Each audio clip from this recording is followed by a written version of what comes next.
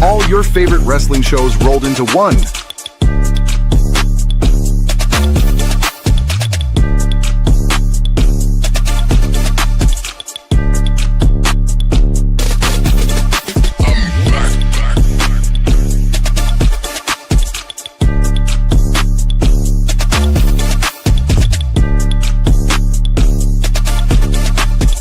Welcome to the We Book It podcast. Let's start the show.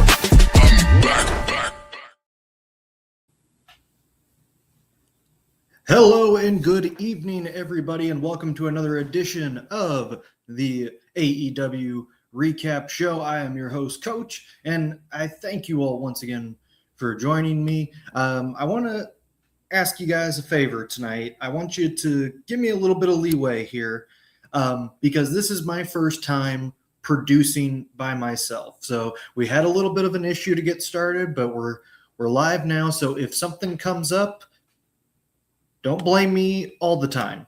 Okay. Make sure I can still give me some leeway. All right. Just give me a little bit of time. All right.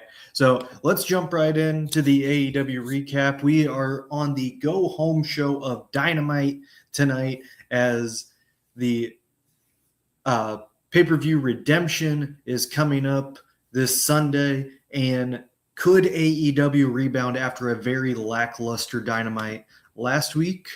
Let's go ahead and let's jump right on in. So we kick things off right away with a TNT Championship match between Kevin Knight and Darby Allin. Knight was hesitant to get into the ring to start the match, but Allin jumped on him, and that started a brawl at ringside, including a dive from the top rope into the timekeeper's area. And finally, they entered the ring, and they started the match. Knight kept the brawl going, sending Allin into the barricade off the ramp, followed by catapulting the face of Allin into the steel steps, which was a very, very nasty-looking spot. To no surprise, this busted open Darby Allin, but knowing Allin, he refused to quit, hitting Knight with a coffin drop from the top rope, and that sent us into the commercial break. Back from the commercial break, we had a little bit of a bump on the referee, so the referee was knocked down, and then as Kevin Knight was going to use the championship belt, Allin caught him with the Scorpion Death Drop, but before Allin could hit the coffin drop, it was a coast-to-coast and UFO splash hit by Knight to retain the title as the ref recovered just in time. So I just want to say, I guess I shouldn't ask or bring this one up too. Afterwards, the Don Callis family came out and celebrated with Kevin Knight, even though Knight said that he can do everything without them. That brought out a little bit of Kyle Fletcher's mean side of saying that don't bite the hand that feeds you kind of thing. It was weird how they did that, but I liked what Knight did. He was kind of justifying his own self, basically telling Kenny Omega that he will just be by himself. There will be no interference on Sunday's match. So that was a nice touch there. And of course, Fletcher being a little bit upset because also Kevin Knight had broken the TNT Championship defense record that was held by Kyle Fletcher. So a little bit of teasing there on possibly a feud in the future with Fletcher and Knight, but we'll have to see what happens there. Well, in our next match, we had Fletcher and Okada stay out as they took on Bandido, and Brody King. This was a decent back and forth matchup. Bandido nearly caught Fletcher with the 21-plex, but Fletcher held the ropes and then hit a half-and-half suplex, only for Bandido to throw Fletcher into the air for a faceplant near fall. King then set up a frog splash on Fletcher for another near fall. Okada made the save, and then accidentally hit, Fletcher accidentally hit Okada with the 21 plex, and that allowed Bandido and King to follow up and get the win. It was a little sloppy at times, but this match, I really liked the commentary on this match. It talked up all four men, that they were kind of in different parts of their career and that they were just meshing so well together. I will say Okada was not involved as much as Fletcher, but when he did get in, he made his spots count. And it was more of his counters that stood out to me for that with Okada. I thought it was interesting that Okada did not look that upset about hitting Fletcher. But then when Fletcher woke up, he played the "oh, I'm so sorry" card and then just kept on kind of being himself. So it was an okay match, but just not as memorable as I think it could have been. I definitely think if this was on a pay-per-view, I think it would have been a much better match. And I think if they got more time too, they could have done better. All right, we get to our next segment, which is Mick Foley coming out to set up the face-to-face between Thekla and Willow Nightingale. And the Toxic Spider promised to beat the poison out of Willow and show the darkness that Willow has behind that smile. Willow questioned if she was doing this just because she knew that she was too small to go up against Nightingale. Of course, this let a brawl break out. The Toxic Spider used her glove and the microphone to hurt Willow, but Willow was the last one standing after hitting a nice little... I couldn't tell if it was supposed to be a spear or a clothesline. It was kind of a mix of both, but she did a good job kind of selling it. So execution-wise in this segment felt bleh. But the storytelling of it, I think, is interesting because could we be looking at Willow Nightingale turning heel?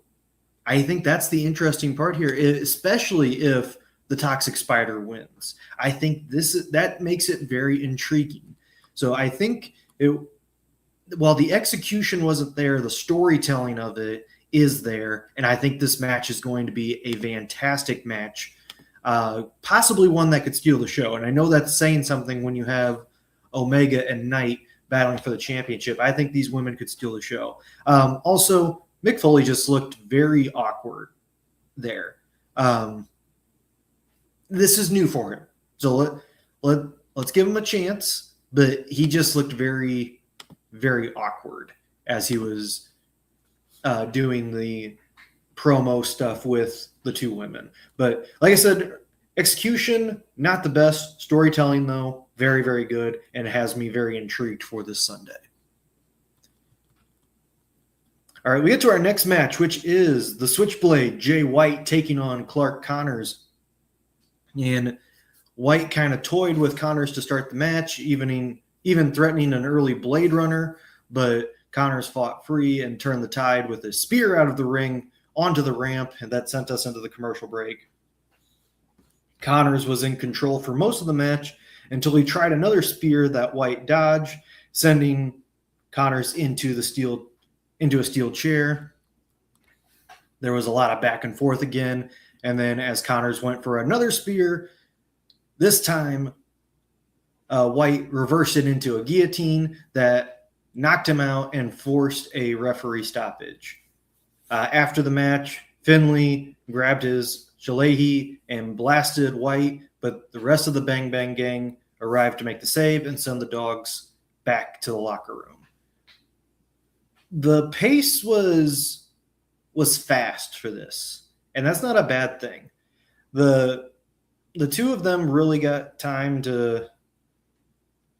I mean, we got to remember Jay White. This is his first singles match since returning from injury. So the fact that the pace was how it was, I think, is a good sign for Jay White. It wasn't crisp, but it was effective. And again, I loved the counters that White was doing, the in-ring psychology that he was performing to really get Connors to get in his own ego, I guess, to say that he can take on White. And yeah, that was pretty much it. Nothing too crazy about this match, but I still think it was a solid match going forward. Also, just beforehand, we also had Switchblade and Juice Robinson challenge the Dogs to a double chain match at Redemption. So we'll find out on Collision if that comes to fruition or not. All right. We get to our next match, which is a no disqualification match for the Women's World Tag Team Championship between Divine Dominion and the Sisters of Sin. So this match, first off, I had no idea that this was a no disqualification match when I first watched it, or when I first turned it on. I was very, very intrigued by this, especially since I'm a big Julia Hart fan. Not going to lie. I think she is a great wrestler. I wish she would have a singles run here, but I do like how after the injury, she's kind of back into the tag team division for now. Anyways, the Sisters of Sin started with kendo sticks and kind of slowed down Bane and Cross, but it wasn't for long. They battled back using pretty much every weapon available to hurt each other. Sky Blue got busted open from getting blasted with the steel chair. Hart and Blue then turned the tide back with a double powerbomb on Bane through a table on the ramp. And then once Bane recovered, she came out, chokeslammed Blue through a table on the floor.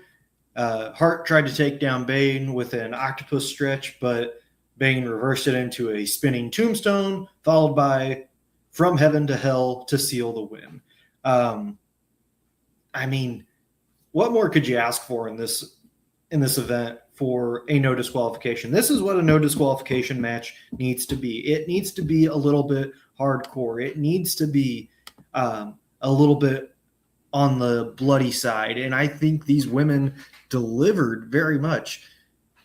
And the storytelling, once again, in the ring was great. And I think that is one thing that AEW, the women's division, does so well, is tells the story in the ring, even if their execution isn't great. But this execution here, I thought, was fantastic. Because you had Hart and Blue kind of undersized against Bane and Cross, and they were using every weapon possible to try and get the advantage, and it worked for a time, but eventually just the dominance, the strength of Bane and Cross eventually was too much for Hart and Blue to do anything. So Bane and Cross retain the women's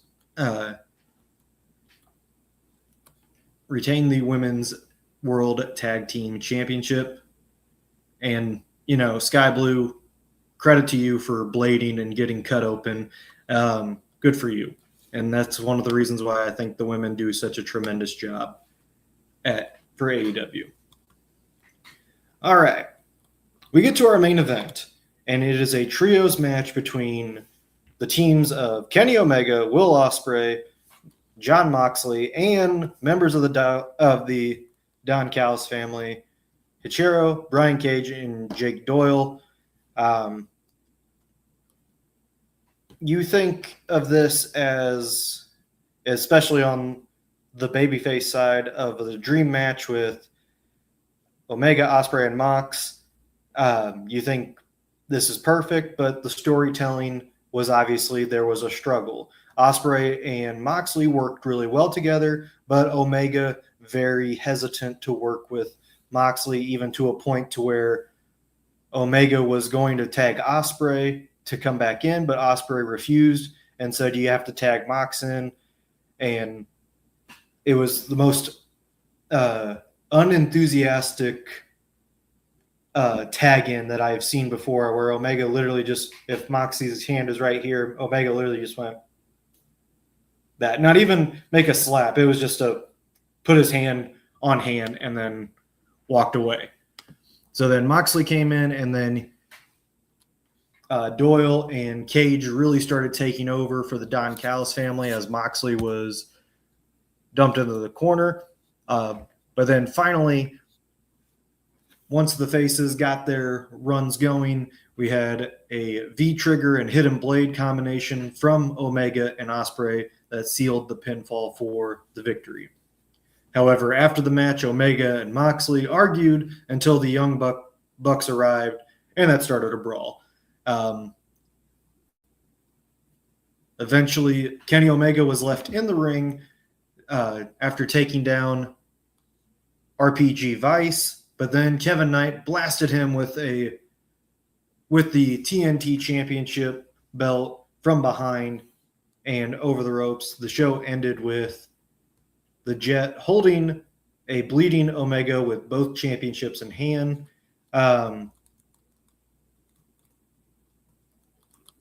Basically solidifying that Omega is going to win, and I think we all kind of knew that, but you know the rules. If you touch the title before the pay-per-view, if you're the challenger, you're probably not going to win. But also, you don't want to ruin Omega versus Ospreay that's coming up at All In. Again, the storytelling for this match was great. I loved that you had that kind of disconnect with Moxley and Omega, and Ospreay trying to play devil's advocate for both sides, and it just wasn't working despite them getting the win. But the match itself, very sloppy. Very, very sloppy. There wasn't a lot. Like I said, the only memorable thing was Omega's tag into Moxley, and that's usually not good